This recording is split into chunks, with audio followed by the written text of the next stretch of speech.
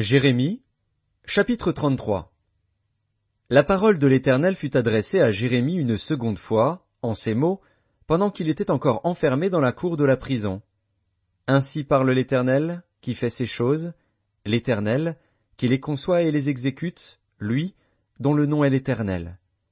Invoque-moi, et je te répondrai. Je t'annoncerai de grandes choses, des choses cachées, que tu ne connais pas.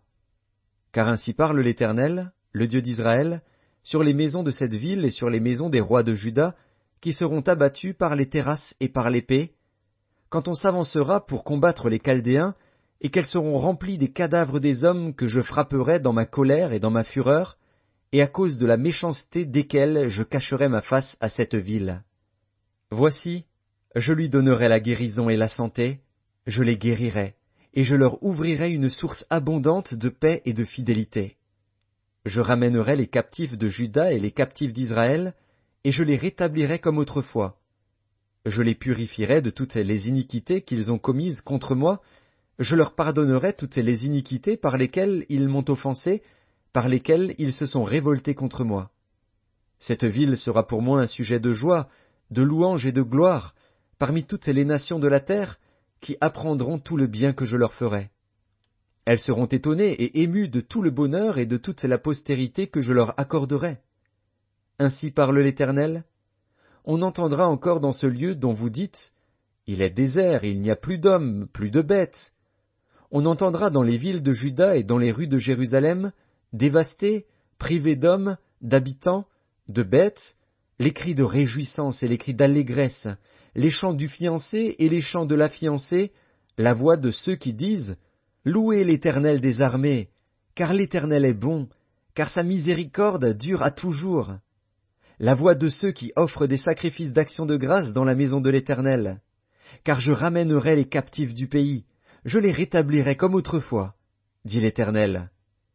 Ainsi parle l'Éternel des armées. Il y aura encore dans ce lieu qui est désert, sans hommes ni bêtes, et dans toutes ces villes, il y aura des demeures pour les bergers faisant reposer leurs troupeaux. Dans les villes de la montagne, dans les villes de la plaine, dans les villes du Midi, dans le pays de Benjamin et aux environs de Jérusalem, et dans les villes de Juda, les brebis passeront encore sous la main de celui qui les compte, dit l'Éternel. Voici, les jours viennent, dit l'Éternel, où j'accomplirai la bonne parole que j'ai dite sur la maison d'Israël et sur la maison de Juda. En ces jours et en ce temps-là, je ferai éclore à David un germe de justice. Il pratiquera la justice et l'équité dans le pays. En ces jours-là, Juda sera sauvé, Jérusalem aura la sécurité dans sa demeure. Et voici comment on l'appellera, l'Éternel notre justice. Car ainsi parle l'Éternel, David ne manquera jamais d'un successeur assis sur le trône de la maison d'Israël. Les sacrificateurs, les Lévites, ne manqueront jamais devant moi de successeurs pour offrir des holocaustes, brûler de l'encens avec les offrandes et faire des sacrifices tous les jours. La parole de l'Éternel fut adressée à Jérémie en ces mots. Ainsi parle l'Éternel. Si vous pouvez rompre mon alliance avec le jour et mon alliance avec la nuit, en sorte que le jour et la nuit ne soient plus en leur temps, alors aussi mon alliance sera rompue avec David, mon serviteur, en sorte qu'il n'aura point de fils régnant sur son trône, et mon alliance avec les Lévites, les sacrificateurs, qui font mon service.